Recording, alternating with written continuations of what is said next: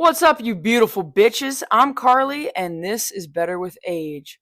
We're back for another episode. Today's episode is about embracing the help, a gritty mom's guide to community. This episode is for the moms. It's for the bitches with titties and a uterus. We are talking about your circle, those people around you that help you literally breathe some days, it feels like. Your village, as they say. It could be one person or it could be 10. The discovery of letting people in and learning to trust someone, not as a spouse, but as a friend, with not only your heart and yourself, but with your kids and your family. And when you let someone in these days as a mom, you don't let them into just you. You're letting them into your whole world, your family. So I am a young mom. I had my first son when I was 23 when I got pregnant. So I'm going to do the girl math here and assume I was 24 when I had him. It was difficult. Mind you, my husband and I's story is very unconventional. We got pregnant, married, and moved in with each other all within I feel like 3 months of knowing each other. Very unconventional. When I found out I was pregnant, we made the decision that I would move 2 hours away where he lives because he had the better job and whatnot. And we're in upstate New York, but mind you, 2 hours away from where I had lived for a very long time and my family and friends and my support system and yada yada. And I'm moving to a place where I know jack diddly squat. I don't know a damn soul here if my life depended on it. And I didn't have a village. My dad has really debilitating MS and he is in a wheelchair full time and he lives 4 hours away towards New York City. And then my mom lives 2 hours away from here and she can't be here for me and you know, whatever. And the rest of my family, everybody was going through shit. I didn't live, the closest family member I had was 2 hours away, put it that way. I didn't have friends here. I didn't have anything. So fast forward, I end up working with this girl who I legitimately couldn't fucking stand. I was like, oh no, this is not gonna last. This bitch is a fucking yuppie. She's got her nose up in the air. She's a fucking press. I don't trust anyone that looks perfect 100% of the time. Okay? If you look put together every time I see you, you ain't for me. You ain't for me. If you can't look like Raggedy ass Ann with the raggedy ass and the hair and maybe a hole in one of your shirts or something, I don't fucking trust you. Turns out 6 years later, here she is, my best friend. We walked into the interview that we were having together for the job where we met at, and I was literally in a postpartum diaper still. I had 6-year-old sweatpants on. I looked fucking rough, dude. I had a lime green Headstrong lacrosse t-shirt on with holes all over it. It was a sight to see, I'll tell you that. And she looked all prim and proper, this fucking bitch walking in here. Little do we know, 6-7 years later, here we are, best friends. Couldn't be more blessed. Also couldn't be more opposite than her. Thank God I met her because she is my village. And through her, I met my other best friend. I have a very good friend from college that lives 30 minutes away that I get to see all the time. She gets to come here. I get to go there. And then a girl that I also knew in college who I didn't even know lived here ends up living in the same town as me. We get together, become really close. Now I'm her maid of honor. My circle came together when I wasn't trying to have a circle. Because when I did try to have a circle here, even after I had my first son, I never really trusted the friendship. There was always something where I'd be like, yeah. Or I was just keeping them around sort of deal. It wasn't like I wholeheartedly am with this bitch for life type of feeling. I've never had that growing up. Never really had a circle or community, like one that I felt like I belonged in 200%, yada yada, until now. And it's wild. It really is. But you know what? It was a long journey to get here as well. With this circle comes challenges, okay? My two best friends who I hang out with the most and stuff, they are very put together moms. They're not, but when it comes to momming, they're very put together. And we all have our challenges, yeah, but we all talk about it. And it took me a long time to be like, guys, what's your opinion on this? Or to share my portion of life, because I've been fucked over by people so many fucking times, it's not even funny. I didn't want to trust it. Okay. Mind you, my one best friend I worked with for years before I really shared my true self and my family life and stuff with her. It was like one day she just started asking me fucking questions. I was like, why the fuck you asking me all these questions? She's like, you never really talk about yourself. And I was just like, I want to know what you do, like when you're not with me. And I'm like, bitch, I drink beer a little bit, eat some fucking Red Dye 40 or something, you know? And we just got closer and closer and closer. We are complete opposites, but we are so similar in some ways too. Now we're lifers, right? We're in each other's lives, we're in each other's families' lives, kids' lives, yada yada. And I wouldn't have it any other way. But, you know, recently I want that fucking feeling of cleaning the whole house for 2 or 3 hours on a rainy fucking day in the fall and then sitting down, lighting a candle and being, ah, like that feeling. And I feel like my house just got so disorganized and just so much shit everywhere. Like not everything had a place and it was driving me nuts and it was giving me that anxiety feeling. And my two best friends like knew that and they were like, "You know what? Be home on this day. We're coming and doing your whole entire house." I had a lot of anxiety up to that day because like my husband came into the bedroom and I was crying and he was like, "Why are you crying?" Like, "You're coming over to organize and clean the house." And he's like, "Okay, why is that a bad thing? You said you would love help. You get upset because your mom lives far away now and she's good at this and she can't help you and blah blah blah blah blah." And I'm like, "I don't know. They're gonna think I'm a hoarder," or like some shit like that. And I grew up in a house with an Italian mother who, through all of the holidays, did all of the hosting. House always looked incredible. Okay. I don't know how she did it with all the other bullshit we had going on in that house. But you know what? My husband and I sat down and he said it perfectly. He's like, "Yeah, your house was always clean and organized and put together and it looked great, but it was the farthest thing from great. Look at all the trauma you had to go through in that clean house. Look at all the bullshit, all the abuse, all the, everything." And I was like, you know what? And that's why you're my man, because you're right. Okay. It's true. My house might be a little messy, might be a little cluttered. There might be fucking Tonka trucks everywhere with some dirt on them. But you know what? There's happiness in this house. There's love in this house. There's truth in this house. And there is trust in this house. And that's something I didn't really grow up with that much. I was like, you know what? You're right. He's like, let them come in. She's a neat freak, she's an organized freak, and you're just the cool freak. So, like, all three of you together doing this house, it could be a good fucking thing. And I'm like, you know what? You right. You getting something tonight. Okay. No, I'm just kidding. I don't think he did. But anyway, he was right. I accepted the help that they were willing to give me. No judgment, nothing. If your friends are constantly judging you and not, there's a difference between judging you and bringing things to your attention because they're worried about you.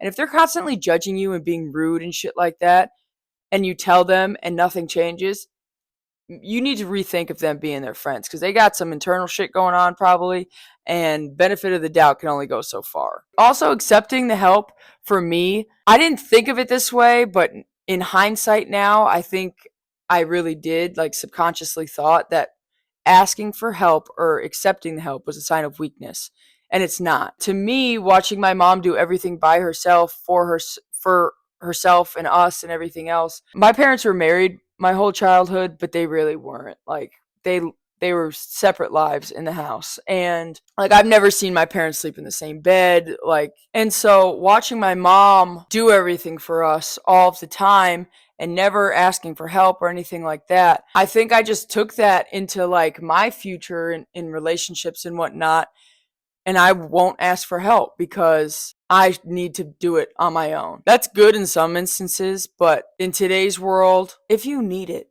then you fucking need it. Who cares? To be honest with you, all of my friends that are close with me and are in my life and my kids' lives and family and all that, like these two, I didn't need to ask for the help. We communicate so well with each other and are so trusting with each other, so we share our feelings and our thoughts throughout the day and shit like that. And for a couple weeks they already knew like I wanted help. I needed help. I just didn't know how to ask. Some friends will know, some won't. Everybody's got something going on. It's not anyone's responsibility to be checking in 24/7 on somebody. If you need help, ask. If your friends realize you need help without asking, then great. It's just like, babies and food. Fed is best. Whether it's a titty or a bottle, fed is best. Helped is best. Doesn't matter whether you had to ask or they already knew. Helped is best. It's like girlhood is just something different. When you finally have that connection with somebody or a group of people, when a friendship is that deep, it is so fucking fun. It is so fun because you don't have to worry about anything. And I think honestly, girls suck anyway. So like trying to be best friends with another girl that gets what you're going through. Like I had plenty of friends along the way that I have dumped because I am so understanding of other people's steps in life and stages and eras and all that. I don't care what stage you're in. You don't have to be in my stage for me to consider you a friend. But when you start trying to tell me about my stage and judging me for my stage when you're not even remotely close to my era, you're going to have to back up, girlfriend, loosen up your cinch cuz you coming for the wrong bitch. Girls suck. Girls are mean. Women are mean. It doesn't get, everyone's like, "Oh, girls get nicer with age." That part does not get better with age because I know people's stepmoms who are fucking see you next Tuesdays. And honestly, they shouldn't be because what the F. But having friends is so hard in the first place, especially me. I never really had that clique growing up. I never had a group, whatever. I have like one friend who's still with me from each stage of life. And whether it's stuff that I used to do or people that have fucked me over and whatever the case.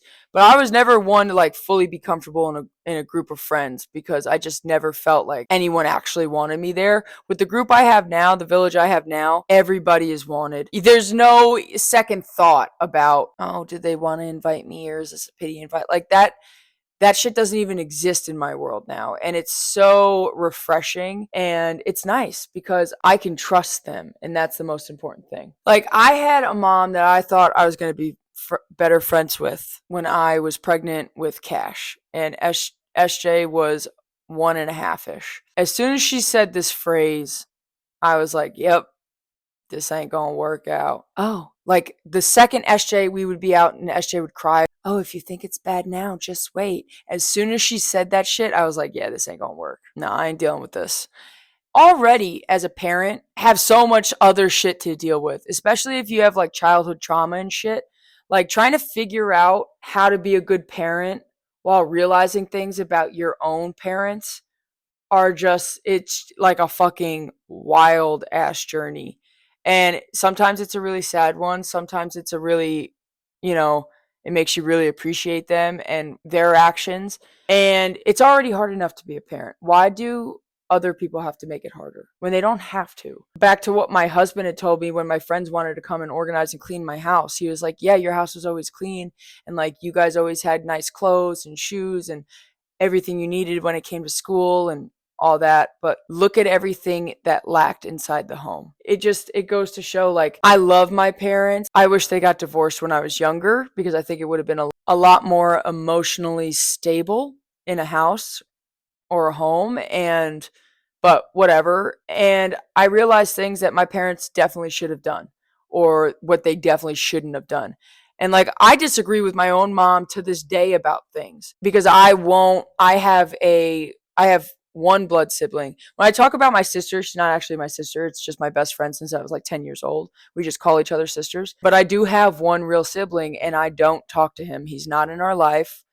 He used to be, but I couldn't trust him. It's not like he did anything wrong to me or my husband or my kids, but he wasn't, I don't know how to explain this without sounding like a fucking bitch, but I don't care. I was emotionally and physically abused by him growing up. He had battled a drug addiction for a very long time, and I kind of got the brunt of it.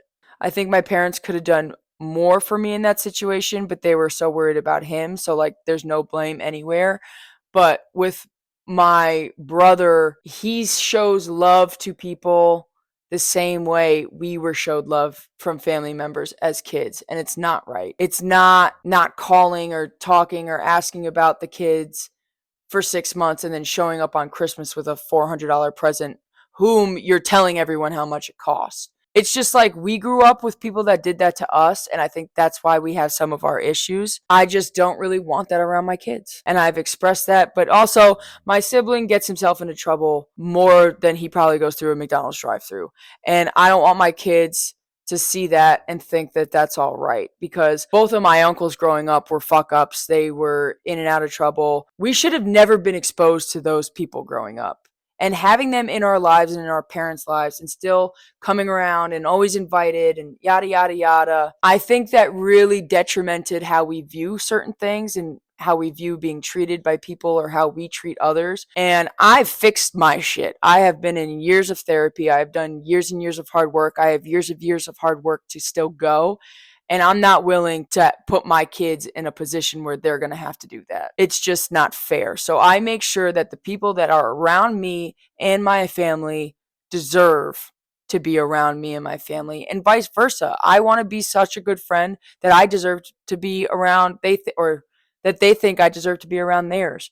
And these two specific girls that I'm really, are there for me every single day, day in and day out. If my kids shit all over the wall at 3:30 in the morning and I couldn't handle it, they'd be here at 4 with all of their cleaning utensils I didn't know existed. That's my community. Those are the people that I trust I can ask for help, because they're not going to judge me. They're not going to ridicule me. They're not going to throw it back in my face later if we ever get into an argument.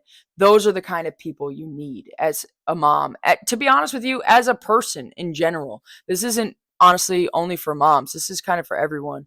I'm just relating it to motherhood because that's what I relate to. My village all has trauma. This is probably not a good thing.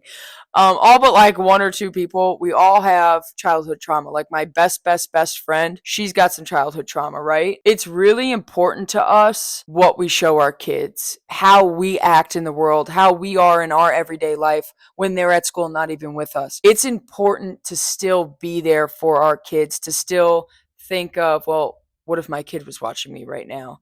And everyone's going to make mistakes 100 times over in their lifetime, no matter how good of a parent or person you are. But her and I think we bond on a certain trauma level because of what we both went through as kids to young adults and things we still go through. And we're so close because we bond over that we take turns showing each other's kids kindness and love and perseverance. And just like when I'm around her kids, I'm thinking of the person that I wish was around her when she was a kid. Oh my God, am I tearing up? Bitch, what? There's some dust up in here. When you love a friend so much that you think about sometimes, like when you're talking to them or talking to their kids or even their own family members, like I wish my best friend had someone like me in her life when she was a kid because I could have helped her, or there could have been something. I think it's vice versa. Like she is the structure in my life, and she also has a control issue. So she loves to make fucking lists and calendars and shit. She knows that I wish I had somebody like that in my life growing up. So that's the kind of friend she is to me and my kids. And she's there for my husband. She's even there for my other friends, and I'm there for her other friends. You don't always need a group of 5 to 7 people to be your village or your community. Sometimes it's just one other person. It's just so funny because of how complete opposites we are. And she gets so embarrassed, and I'm that loud bitch coming in the room like, what up, motherfuckers? But you really find out who's really a true friend to you when you're going through the toughest of times. When you're making bad decisions, or you're not thinking correctly and your priorities are all fucked. That friend that stands by you and tells you the fucking truth and still stands by you even when you disregard their truth is a real fucking down ass bitch. I have that, and it's so fucking amazing. I'll meet people now and they're like, oh, we love when you come around. You're so happy. You're so funny. You're such a light. You're the most confident person we know. Meanwhile, bitch, I cry in the Walmart dressing room when granny panties don't fit me correctly. I only tried them on once. It was an expensive pair. It was one on hanging up. Bitch, I am not the person you think I am. My girl gang knows that without me having to tell them. They were all very intuitive to each other when we all know when one's lying to each other because you don't want to feel weak or, less than, or you don't want, or it's something's just plain embarrassing. You don't have to tell us. We know, we understand, we're here to help you. There's no, when it comes to serious shit, there's no judging. It's funny because my one best friend, we're so truthful to the point where people are like, is this abuse? Is this abuse? You didn't have to say it like that. And I'm like, listen, if this bitch has ugly shoes, I'm going to tell her. I think I am too truthful to a fault, which is fine because my friends love that about me. What I had to learn also is to stop rushing a friendship. Like, stop trying to consider this person a best friend when you really don't know them all that well, and vice versa. A lot of the times I just trusted somebody too quickly and then I got fucked over. So listen, don't rush friendships. It'll come. As a mom, don't be afraid to reach out for help. As a woman, don't be afraid to reach out to somebody you trust and love for help. And if they really trust and love you right back, they're not going to judge you. They're going to be that help. Let others in your life, because it could be the best decision you ever make, being vulnerable with people. And even if they're not your best friends yet, be vulnerable a little bit. You don't have to be like telling everybody your credit score and shit and your dental records, but like, be a little vulnerable, because a supportive network will uplift you throughout any challenge you go through. The downest, you could be in the deepest rut that you've ever been in, but if you have that support around you, you will feel like it's not just a black hole. Like, there's a light. It's going to be a pain in the ass fucking crawling to it, but there is one, because a good support group, a good support community will be there for you, and they will uplift you through your darkest times. Don't rush your friendships, but trust your friendships. If it works out, it works out. If it doesn't, it doesn't. It's not a huge deal. Strive to be that community for someone else too. As long as you're trying, you can't ever go wrong. Everything truly does get better with age, and that includes parenthood, motherhood, and friendships. Thanks for listening. Thanks for spending the time with me right now. Trust your gut. If you're like me, you got a big one, so trust it. And I hope y'all have a fucking stupendous day. I don't know how to spell that, so don't ask me. I'm Carly, and this is Better with Age.